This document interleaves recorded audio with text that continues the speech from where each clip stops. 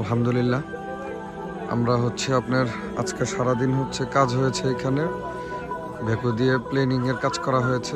এই যে দেখেন মাশাআল্লাহ কত সুন্দর লাগতেছে জায়গা। তারপরে এখানে কবরস্থানের সংস্কারের কাজও চলছে।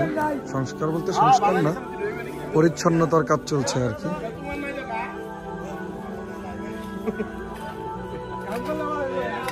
এই যে কবরস্থানের পরিচ্ছন্নতার কাজ চলছে।